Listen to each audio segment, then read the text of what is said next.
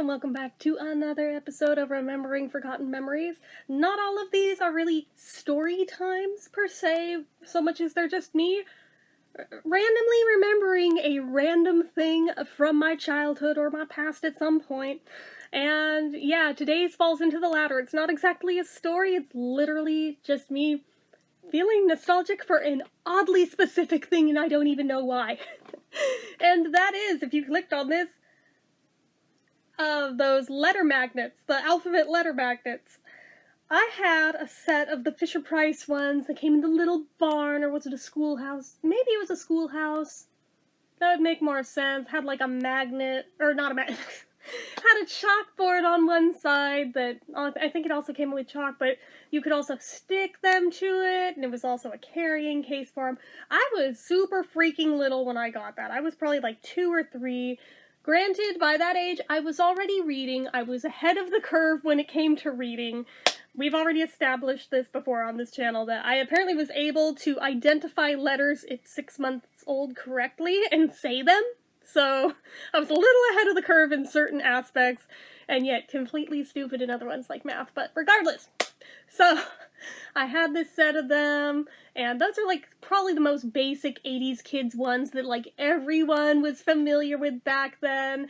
But I also had like a couple of other just random bits and bobs sets from I don't know where, but even at that young of an age, I was acutely aware of the different color palettes of each of the sets, the different fonts of each of the sets. Like, even at like 2 years old, I was so acutely aware that I liked the way some of these letters looked more than how I liked some of the other ones, just font-wise. I didn't have the verbiage yet to be able to put into words why I like this set better than this set, but it was 100% because the font was different and I thought they were prettier.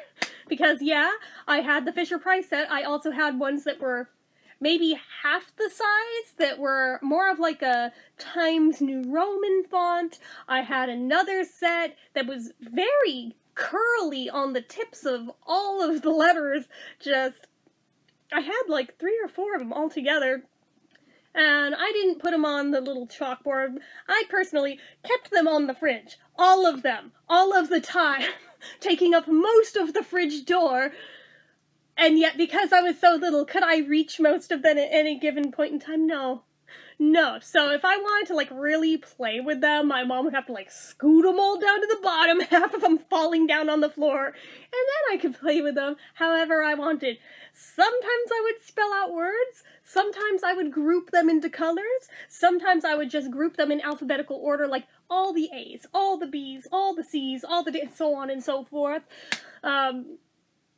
Sometimes I would try to create a picture out of the letters. There were so many random-ass things that I would do with them.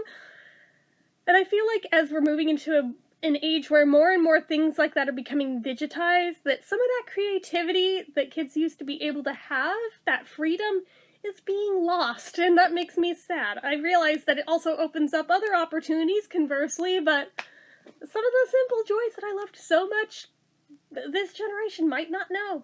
But, I mean, they still make letter magnets. I Googled it because out of curiosity, I was like, do they even still make those? Because for some reason I thought they didn't, but they do. Actually, there's a lot of Etsy sellers that make them now. That concerns me, given all of the dangers of little kids with magnets. From a brand as big as Fisher-Price, I assume they know how to secure those magnets in there pretty dang well to where they're not going to fall out and become a choke hazard. A random Etsy seller, you don't know how they're securing them in there. That could fall out easily. That could be a choke hazard. That could be a liability. Just saying, I don't know that I would personally trust that for my hypothetical child that I don't have, but that's neither here nor there. But I do find it interesting that even today, I am still seeing more and more different fonts across different ones. I'm like, that is so cool. I really like that. That just...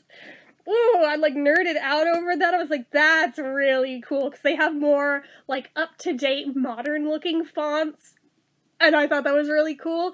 And they also, I've seen another trend, they almost look kind of like jelly letters now, because you can see through them, which on one hand I like, on the other hand, I kind of don't like that you see the magnet through it. It kind of loses a little bit of the magic that way of seeing how it works, but I don't know. But regardless, it's like, I kind of do and don't like it at the same time, but it's kind of cool though, and just, man, thinking of how many hours I sat on the kitchen floor in front of the fridge door, just sliding those letters around. I can still, to this day, like, practically feel the texture of that fridge door and all the little, like, ridgy bumps on it of moving a magnet over that door, because we didn't have like a perfectly smooth one. We had one of those that was textured to kind of look like leather, even though it was absolutely not leather. I mean, it's a fridge, of course it's not leather, but you know the texturing I'm talking about, right? I'm sure anyone of a similar age probably knows exactly what I'm talking about, and it probably has a name. I just don't know what it is, and I don't care enough to look it up. But the textured fridges, that's all there is to know. Nowadays, a lot of them have, like, those brushed steel doors. Like, that's what we have now. Magnets don't stick to those, as we found out day one of moving in this house when we went to put up our magnetized whiteboard on there. And it did not stick. So that really sucked, because I always loved that thing too, but oh well. But yeah, the frickin' letter magnets, I don't even know what reminded me of them is the best part. Just out of nowhere, like, I found myself thinking, do they still make letter magnets? I don't know why. I think I, like, woke up in the middle of the damn night wondering this is the best part. And then went down a really weird rabbit hole of searching letter magnets and seeing if there's still a thing, and then looking at a bunch of different ones. And after like 2 or 3 hours of the, yeah, I fell that deep down the rabbit hole. I told you, I don't even know why. It's not like I need them today. I just wanted to know if they were still a thing. Oh, then I could go back to sleep. Okay. This is what I have to contend with in my head, guys. This is what I live with. Did I have a dream about letter magnets? No. It's just one of those things where I wake up wondering a super oddly specific thing. Today's thing, like, that was, do hummingbirds have feet? Yeah, again, this is what I have to contend with. Not a lot going on upstairs, apparently. Anyways, yeah, I don't know, I felt like sharing it with you guys because it amused me that I ended up getting so immersed in searching this out, and in, like, all the Google pictures and Google image search, being like, I had that set, and I had that set, and I think I had that set. But, like, going through until I located at least one picture of each of the sets that I knew I had. And as of that point, okay, now I can go to sleep. Okay. The weirder part, even of the sets that I had as a kid, some of them were definitely hardier than others and held up better than others, because yeah, some of them the magnets did fucking fall out of.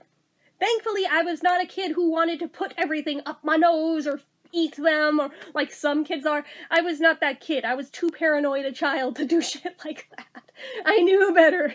I think my parents drilled in my head, don't eat that or you'll die. And I took that to heart. And it wasn't a lie, that's true.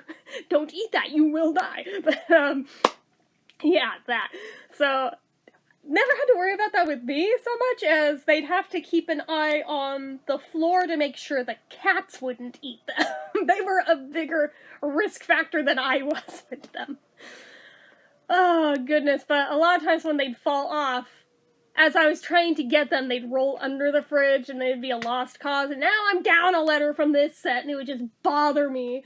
So then my mom would take, like, this magnet, like, does anybody remember those, like, sheets of, like, flimsy magnet material? Do they still make that? Now I'm wondering that. Fuck, now I'm gonna fall down that rabbit hole. But, like, and you could, like, draw on it and cut out shapes with it. She would try to replace the letters that broke with that, even though they in no way, shape, or form matched, nor were they even close. I had a bunch of really random magnets that she made that way. Some of them were just shapes, like, here's a random square, and a triangle, and a circle, and another circle that I drew a smiley face on with a Sharpie because I love you and I want you to have a nice day, and here's a really random, I don't know what I was thinking. I kind of just cut angles. It's a random shape. You can make up your own name for it, because I don't know what it is. Like, stuff like that. But then she'd also do letters too, even though they were, like, way too big and, like, in no way, shape, or form matching the others. But that's okay. I appreciate the effort. Especially in hindsight, I appreciate the effort. Oh, goodness. But yeah, I don't know. Like I said, I find myself thinking about really random crap at really random times. And same with, like, the letters, like, also in not being created equally, some of them had more stick than others. Like, the Fisher-Price ones were great. They were very hardy, they had nice magnetization, they would stay where you put them. Some of the cheaper knockoff brands, you could put them up there, and it'll stick to the fridge. Kind of. Not exactly where you put it. It'll slant under its own weight because they didn't exactly place that magnet centered on it, and now one side's too heavy, it's go shoomp, or it'll go down the fucking fridge door every time somebody opens it till it eventually falls off. Yeah, I had a few of those. Those annoyed the crap out of me, and they drove my OCD crazy, even as a toddler. No, stay there, stay! It would make me crazy to the point, like, I'd probably start crying. I'm pretty sure I remember I would start crying. I would get so frustrated that they wouldn't stay, so I would end up, like, putting another random one just under it to hold it in place, even though now it just looks weird to have a random letter just under that letter. My mom would be like, why is there a P under that one? To hold it there. Oh. Good reason.